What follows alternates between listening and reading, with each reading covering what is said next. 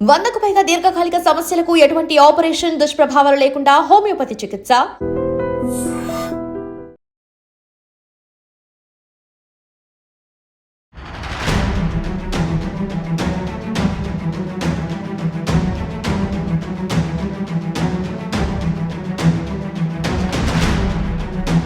శ్రీకాకుళంలో దారుణం. బంగారం వ్యాపారి గుప్తా హత్య కేసు మిస్టరీ వీడింది. ఈ నెల 26న మిస్ అయినటువంటి గోల్డ్ వ్యాపారి గుప్తా 10 రోజుల తర్వాత మృతదేహం లభ్యం కావడంతో తీవ్ర సంచలనంగా మారింది ఈ కేసు అని చెప్పొచ్చు. సో ఈ కేసులో సినిమా స్టైల్లో డ్రైవర్ సంతోష్ వేసినటువంటి స్కెచ్ వింటేనే విస్తుపోయేటటువంటి వాస్తవాలు వెలుగు చూశాయి.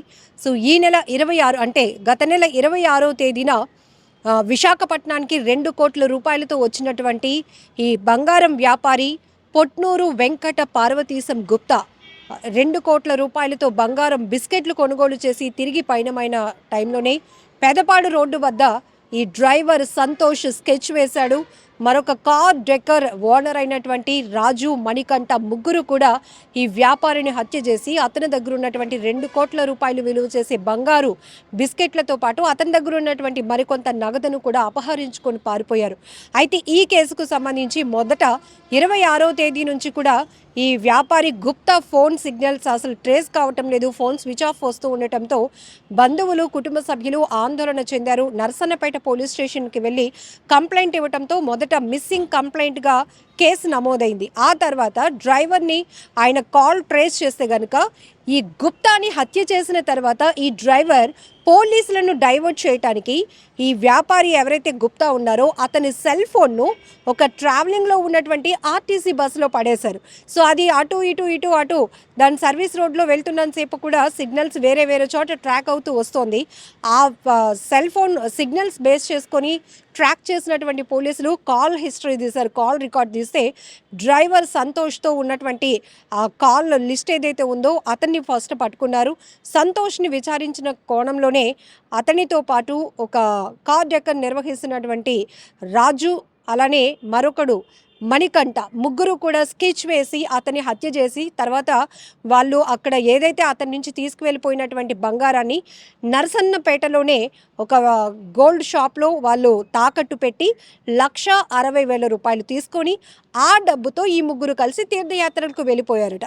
సో మొత్తం ఏం జరిగింది, ఎలా ప్లాన్ వేశారు, ఎలా అతన్ని హత్య చేశారు, హత్య చేసిన తర్వాత అతని మృతదేహాన్ని పెదపాడు రోడ్ సమీపంలో ఉన్నటువంటి ఒక పెద్ద గడ్డలో పడేశారు. ఈ విషయాన్ని పోలీసుల ఇన్వెస్టిగేషన్లో భాగంగా ఈ నిందితుడు ఎవరైతే సంతోష్ చెప్పడం వల్ల ముమ్మరమైనటువంటి గాలింపు చర్యలు కూడా ఆ గడ్డలో కొనసాగాయి. ఎందుకంటే ఇప్పటికే వాతావరణ పరిస్థితుల దృష్ట్యా ఎక్కువ శాతం గడ్డలో నీరు చేరటంతో మృతదేహం కనుగొనడం కూడా పెద్ద టాస్క్ అయిపోయింది. ఆ తర్వాత గ్రాడ్యువల్గా ఆ గడ్డలో ఉన్నటువంటి నీటి శాతాన్ని తగ్గించడం వల్ల ఆ మృతదేహం బయటికి వెలుగు తీసేటటువంటి పరిస్థితి వచ్చింది. సో ఆ తర్వాత ఈ మృతదేహాన్ని చూసినటువంటి బంధువులు ఇది ఖచ్చితంగా గుప్తాదే అని కూడా గుర్తించారు. మరొక వైపు ఇటు పోలీసుల ఇన్వెస్టిగేషన్ కొనసాగుతోంది. మొత్తానికి ఈ గత నెల 26న నమోదైనటువంటి మిస్టరీ కేసు ఏదైతే ఉందో ఈ మిస్సింగ్ కేసు కాస్త మిస్టరీగా మారింది. మృతదేహం లభ్యం కావటం, నిందితుడు డ్రైవర్ అయినటువంటి సంతోష్ నుంచి అనేకటువంటి విషయాలు పోలీసులు రాబట్టడంతో ఎట్టకేలకు 10 రోజుల తర్వాత ఈ కేసు క్లోజ్ అయిందని చెప్పొచ్చు. సో ఎంతటికి తెగించారంటే బంగారం కోసం ఒక బంగారం వ్యాపారిని హత్య చేసి ఆ ఫోన్ సిగ్నల్స్ ట్రేస్ కాకూడదు, వాళ్ళు ఎక్కడ పట్టుబడకూడదు, ముగ్గురు ఎస్కేప్ అయిపోవాలి, పోలీసుని తప్పుదోవ పట్టించాలి, డైవర్ట్ చేయాలి అనే కోణంలో ఈ సెల్ ఫోన్ని ఆర్టీసీ బస్సులో పడేసి అక్కడి నుంచి పోలీసుని డైవర్ట్ చేసే పని చేశారు. అలానే వైజాగ్లో గోల్డ్ కొని పర్చేస్ చేసి తిరుగు ప్రయాణం అవుతున్నటువంటి వ్యాపారిని కార్ చేంజ్ చేసి అతన్ని హత్య చేసి అతని దగ్గర ఉన్నటువంటి 2 కోట్ల రూపాయలు విలువైన బంగారంతో పాటు మిగతా డబ్బు అయితే ఎక్స్ట్రాగా ఆయన దగ్గర ఉందో ఆ అమౌంట్ని కూడా పట్టుకొని వీళ్ళు వేరే చోట బంగారాన్ని తాకట్టు పెట్టి ఆ డబ్బుని తీసుకెళ్ళి మళ్ళీ తీర్థయాత్రలకు వెళ్ళిపోయి ఇలా మొత్తానికి కేసును ముప్పతిప్పలు పెట్టించే ప్రయత్నాలు చేసినప్పటికీ పోలీసులు తమదైన కోణంలో తమదైన స్టైల్లో కేసు విచారణ కొనసాగించడం వల్ల మొత్తం ప్రస్తుతం ఈ ముగ్గురు భాగోతం బట్టబయలైంది. సో ముగ్గురు హత్యకు ఎలాంటి స్కెచ్ వేశారు, ప్రధానమైనటువంటి నిందితుడు డ్రైవర్ సంతోష్ ఇంత దారుణానికి తెగబడటం చాలా బాధాకరమైన విషయం. ఎందుకంటే నమ్మకంగా పనిచేయాల్సినటువంటి వ్యక్తులు కూడా డబ్బుకి ఆశపడి అడ్డగోలుగా డబ్బు సంపాదించేయాలి, డబ్బు దోచేసుకోవాలనే ఉద్దేశంతో హత్యలకు తెగబడుతున్న తీరు చూస్తుంటే సినిమా స్టోరీలు కూడా వీళ్ళ దగ్గర ఎందుకు పనికిరావేమో అనిపిస్తూ ఉంటుంది. అది స్క్రిప్టెడ్ స్టోరీస్ మనం బిగ్ స్క్రీన్స్ పైన చూసినప్పటికీ రియల్ లైఫ్లో రియాలిటీలో కొంతమంది నేర ప్రవృత్తి, వాళ్ళ ఆలోచన ధోరణి చూస్తే విస్తుపోవడం కాదు కదా, భయం వేస్తోంది. ఎందుకంటే ఎప్పుడు ఎవరిని ఎలా నమ్మాలో కూడా అర్థం కానటువంటి పరిస్థితిలో ఒక రకంగా చెప్పాలంటే డ్రైవర్ అనే ఒకటి వృత్తి ఏదైతే ఉందో వెరీ రెస్పాన్సిబిలిటీ. ఎందుకంటే అతని మీద చాలా బాధ్యతలు ఉంటాయి. కొన్ని వెహికల్స్కి వాళ్ళు ఓనర్స్ దగ్గర పనిచేసినప్పుడు చాలా నమ్మకంగా ఉంటారు.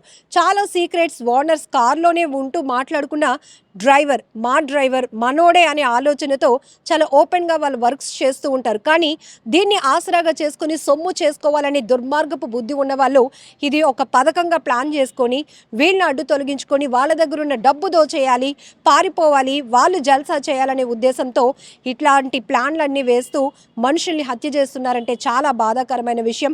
మొదటైతే గనుక నరసన్నపేటలో ఈ ఘటన తీవ్ర సంచలనంగా మారింది. ఎందుకంటే ఒక వ్యాపారి మిస్ అవ్వడం అనేది చాలా కుటుంబ సభ్యులకు ఎంత ఆందోళనో, బంగారు వర్తక వ్యాపారులంతా కూడా ఒక అసోసియేషన్గా ఫామ్ అయ్యి ఆందోళన వ్యక్తం చేశారు.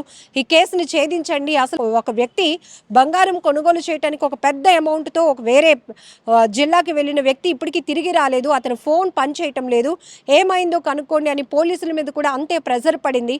సో ఈ కోణంలోనే ప్రతి ఒక్కరూ తీవ్రమైనటువంటి ఆందోళనలో పడిన నేపథ్యంలోనే ఇది మిస్సింగ్ కేసు కాదు, మర్డర్ కేసుగా తెలిసిన తర్వాత ప్రతి ఒక్కరూ షాక్ అయిపోయినటువంటి పరిస్థితి.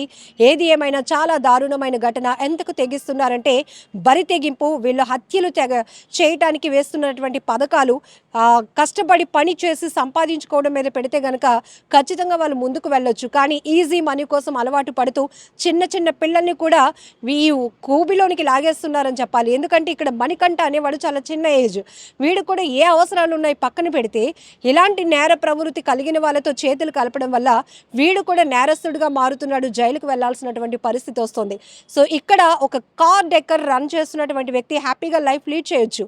సో రాజు అనే వ్యక్తి కూడా ఇందులో పార్ట్ అయి ఉన్నాడు, మణికంఠ అనే వ్యక్తి పార్ట్ అయి ఉన్నాడు. ప్రధానంగా డ్రైవర్ దుర్బుద్ధి వల్ల ఒక వ్యక్తిని హత్య చేసే కోణంలో ముగ్గురు నిందితులుగా మారినటువంటి పరిస్థితి కనపడుతోంది. ఏది ఏమైనా శ్రీకాకుళం జిల్లాలో తీవ్ర సంచలనంగా మారినటువంటి బంగారం వ్యాపారి గుప్తా హత్య కేసు మిస్టరీ అయితే వీడింది.